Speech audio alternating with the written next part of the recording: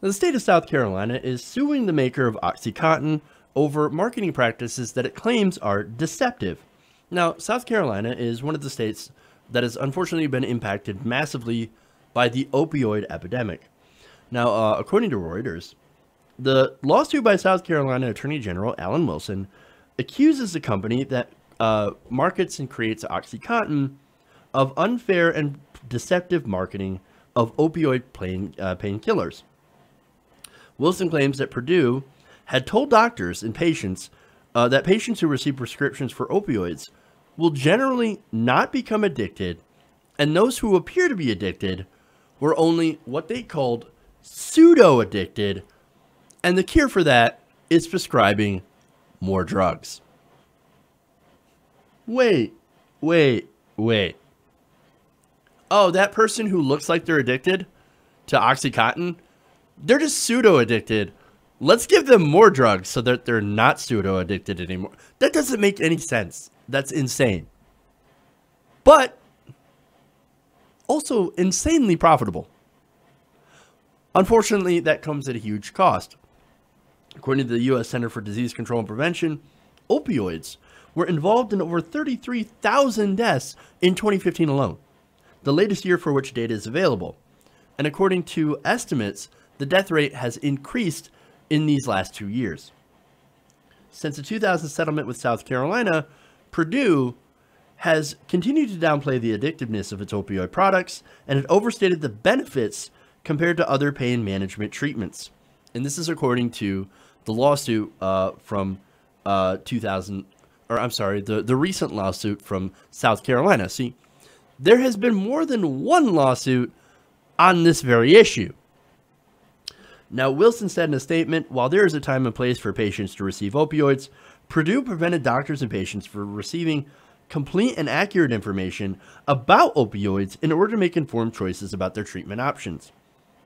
Now, back to that 2007, because that mentioned that, hey man, they already settled the lawsuit in 2007 with South Carolina. Why are they suing them again?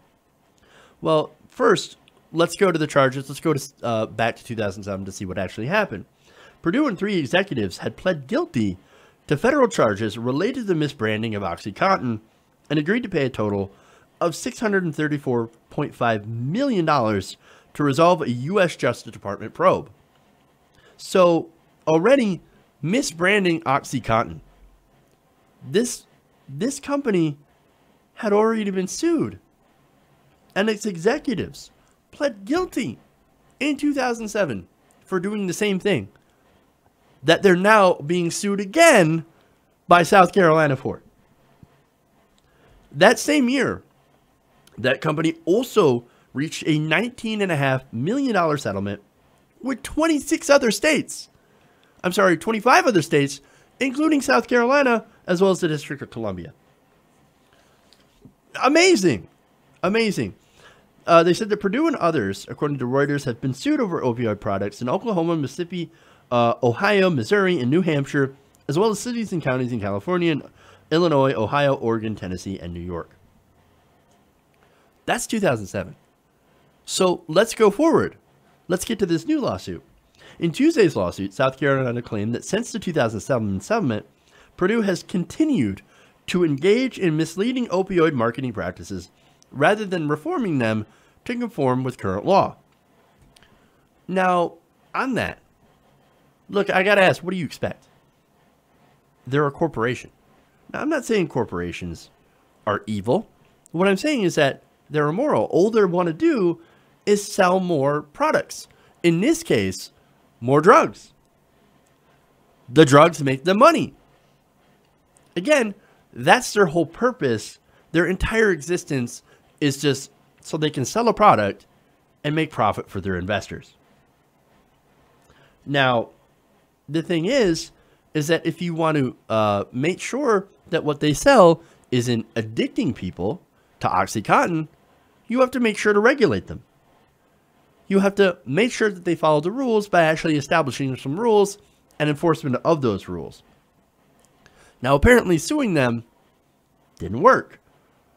Yes, we already have rules, but it appears those rules are not stringent enough. Now, Again, suing them in 2007 had no effect. Why? It's probably because they set aside a whole bunch of money to handle those potential lawsuits. And here's the other thing. If they make more in profit than they have to pay out in damages, well, then that's a win. Sure, their profit motive or margin is impacted, but at the same time, they're still making a profit. It doesn't really hurt them. And all companies nowadays set aside money for legal challenges. So what you're doing is that by suing them is you're not disincentivizing them to change their practices. What you're doing actually is you're reinforcing them. I know that sounds weird, but wait a minute. How does suing them reinforcing their practices? It's not the act of suing them. It's the fact that the government is not passing regulation and enforcing this regulation in order to get them to stop. A fine, well, they're literally fine with it. They can pay that, and they can afford to pay that, and so that's not going to stop them from breaking the rules again. And that's the problem here. Unless you fire people, or I'm sorry, unless you fine them, take all their profit, and start jailing the people involved in doing these misleading practices, well then you're not going to get things done. You're not going to actually solve the actual problem. Because look, the pursuit of their profit has caused great harm to states like South Carolina, Ohio, Pennsylvania, Michigan, Kentucky, and elsewhere. They're not going to change unless you do something drastic. You start throwing people in prison, well, then that's going to change. Now, I don't see that happening, unfortunately, and yet it should. Right now, 33,000 people died in 2015 alone from opioid-related deaths, and it might be, and logic dictates or suggests that it's actually going to be even more when the official numbers come out for 2016 and 2017. It's continuing to rise. That's why it's a crisis. Okay? It's killing more people than terrorism. Now, maybe we should actually do something about this, because right now, it's fucking killing us. Not only that, but of course we should also end the ridiculous drug war. Now, what does ending the drug war have to do with opioids? Well, it turns out that marijuana in preliminary tests has been found to actually be a good painkiller to help people with chronic pain without getting people addicted.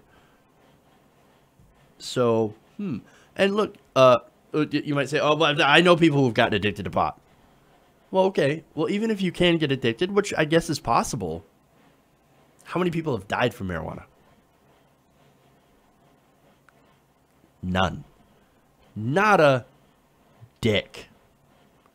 Nobody's died from overdose of marijuana. You literally can't. But you can die from an overdose of opioids. On that alone. And the drug war.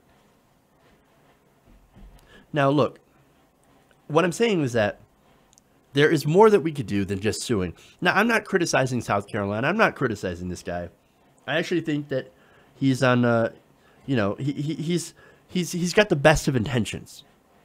He does want to see something happen. And he's going the only route that he can. And I respect that. But I think if we're really going to solve this problem, we actually need to have better solutions. And unfortunately, I don't believe a lawsuit whose damages aren't going to impact the bottom line, I don't think it's going to be effective in actually solving the real problem. Hey everybody, thanks for watching this video. If you want to see more like this, please hit the subscribe button below. And if you want to support truly independent progressive media, please consider becoming a patron at patreon.com/TYTNation.